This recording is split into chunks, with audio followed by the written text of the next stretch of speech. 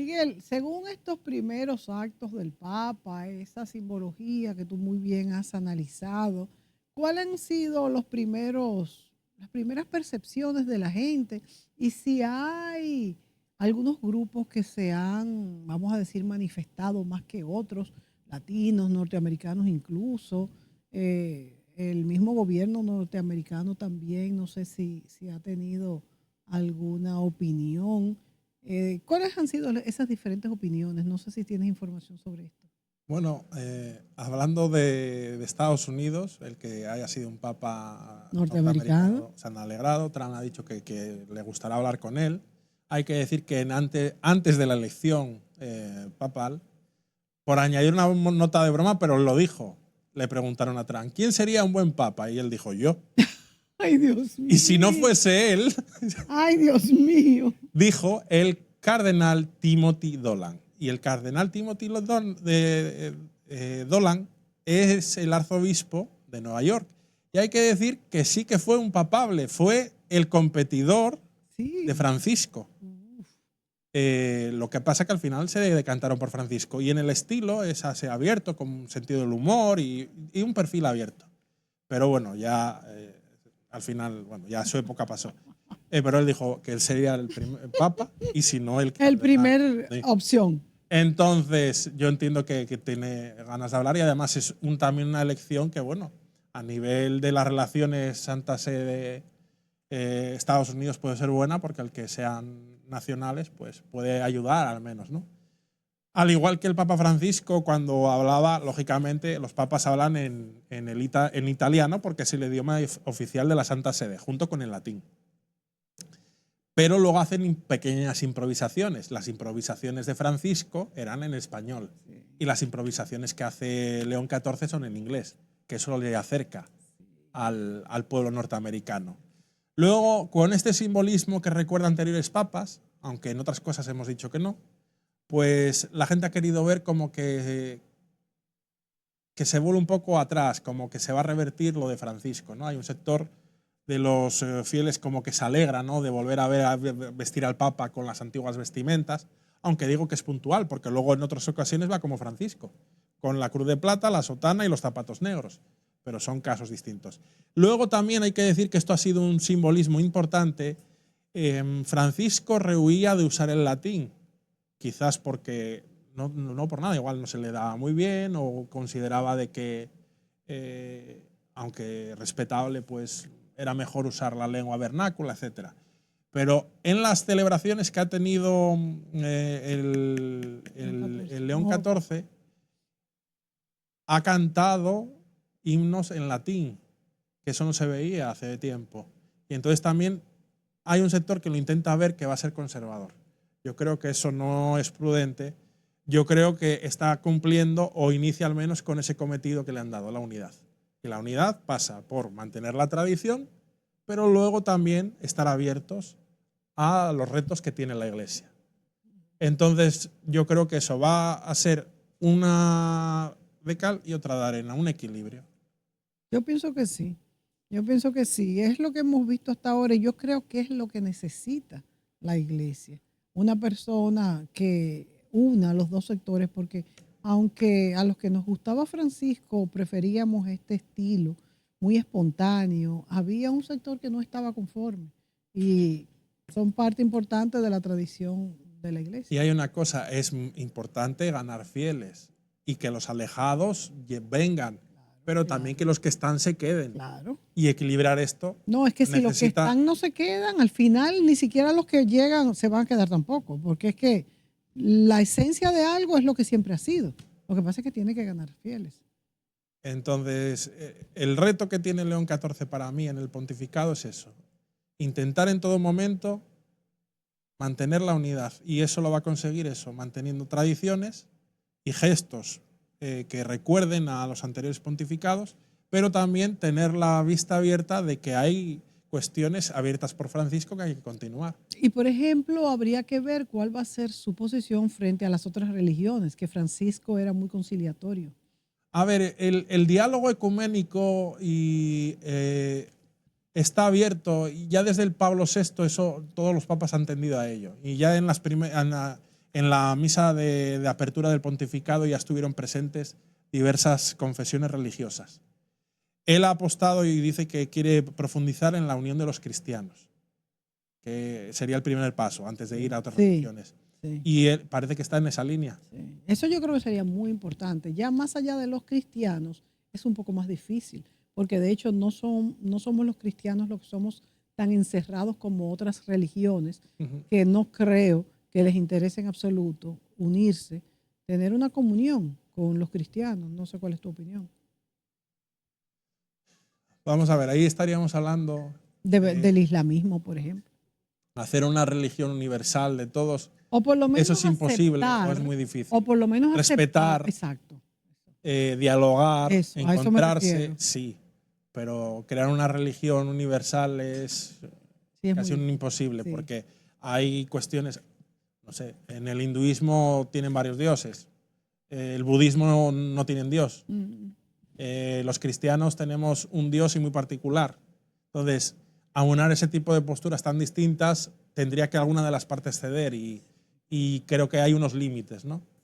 Sí que puede haber. Otra cuestión es que hablemos no de religión, sino de religiosidad o espiritualidad.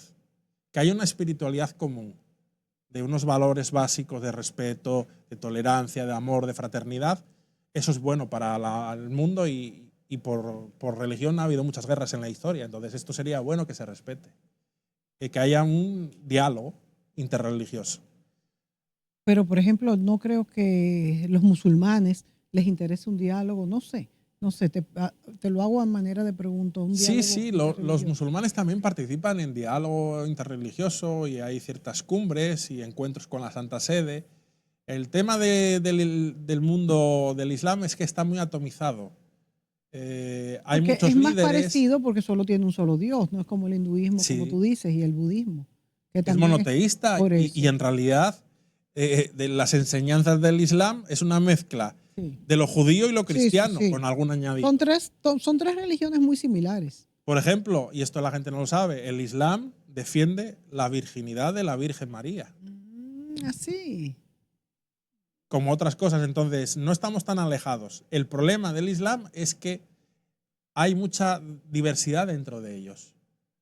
Y hay líderes que son más integristas y hay líderes más abiertos al diálogo. Pero fíjate que entre ellos están sumamente divididos. También. Entre ellos hay muchísimas guerras, o sea que no sé si sería la religión más dividida de todas.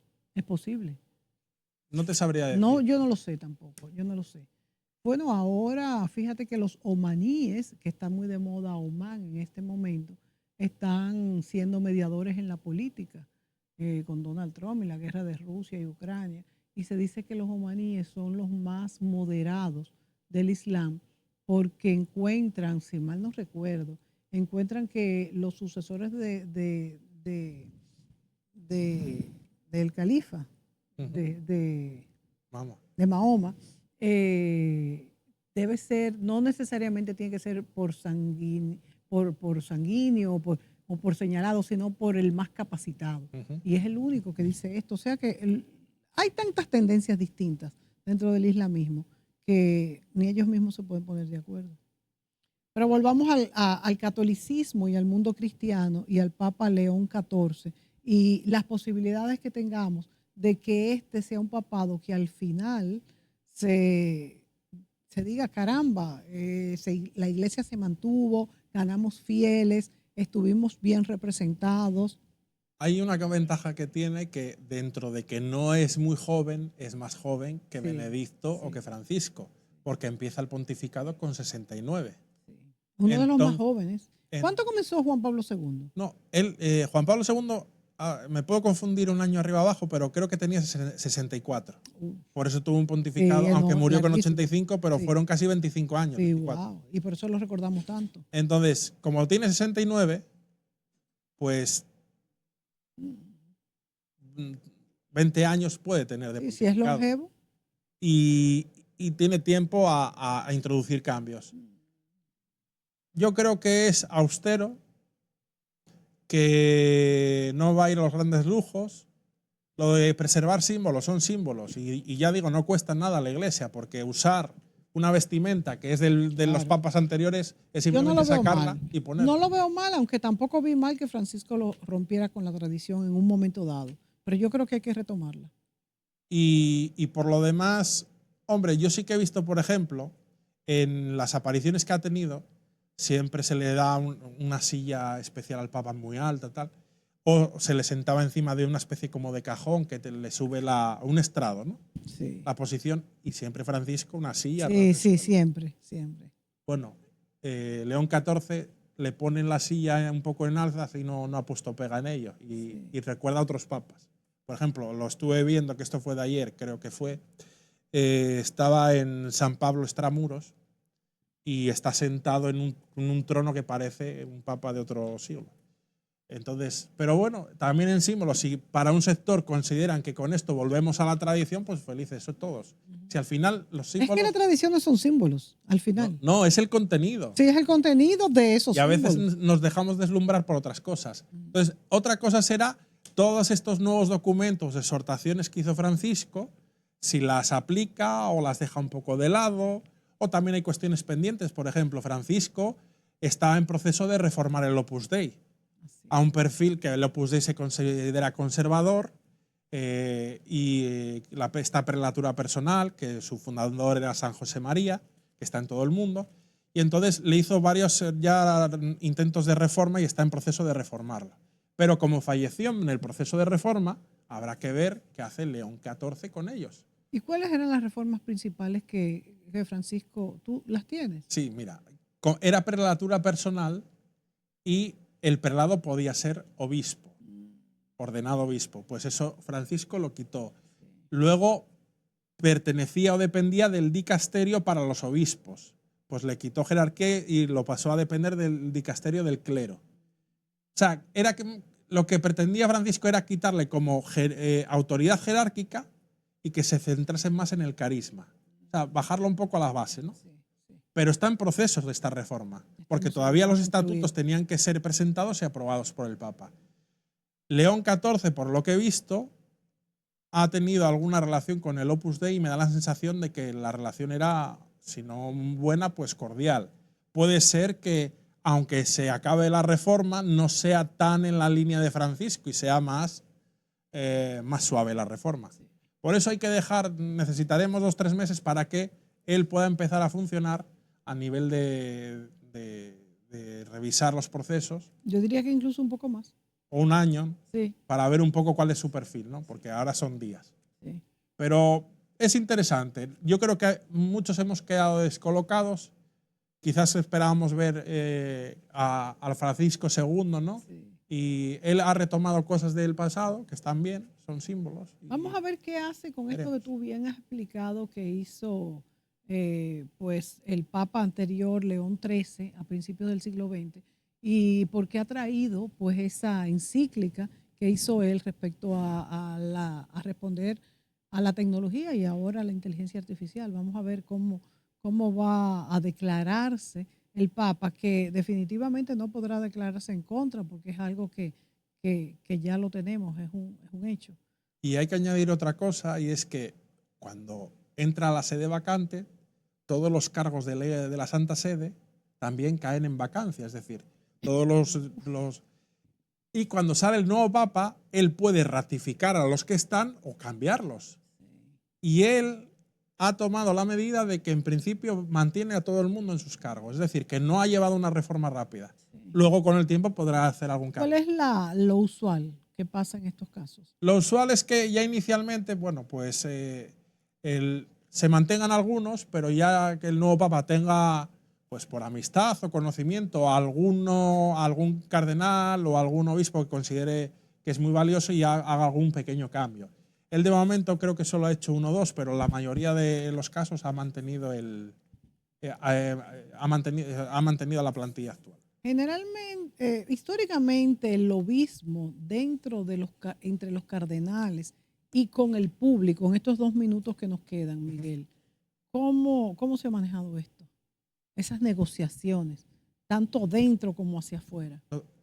¿Cómo se han manejado las negociaciones? ¿A qué te refieres? Es el obismo, esa negociación, por ejemplo, que el Opus Dei venga, mire, esto es lo que tenemos, que vengan grupos que están interesados en que se tome una decisión, qué sé yo, de los divorciados, por ejemplo. Bueno, mira, cuando empieza un pontificado es como empezar de cero, porque todos los procesos los va a revisar el nuevo Papa y el nuevo Papa va a decidir. Entonces ahora viene un proceso por el cual a él le van a llegar de la Secretaría de Estado, tenemos estos trámites, y él dirá, continuamos por aquí o por aquí. También tendrá audiencias, le solicitarán hablar con él escuchará, tomará decisiones, pero todo empieza de cero. Es decir, él ha manifestado que va a seguir la línea de Francisco, pero él es el que va a interpretar cómo seguir esa línea. Entonces veremos. Hay que esperar. Hay que esperar. Hay que esperar. Bueno, pues llegamos al final de este programa. Vamos a ver, como decía al principio, esta elección del nuevo Papa no solamente afecta a lo que es el sector religioso y a los fieles, sino al mundo entero, porque tradicionalmente los papas han dominado una parte muy importante de lo que es Occidente. Vamos a ver, ojalá sea un Papa asequible a todos y pueda realmente lograr esa unidad a la que tú te refieres y todos esperamos. Será, amigos, hasta la próxima. Muchas gracias, Miguel. Un abrazo.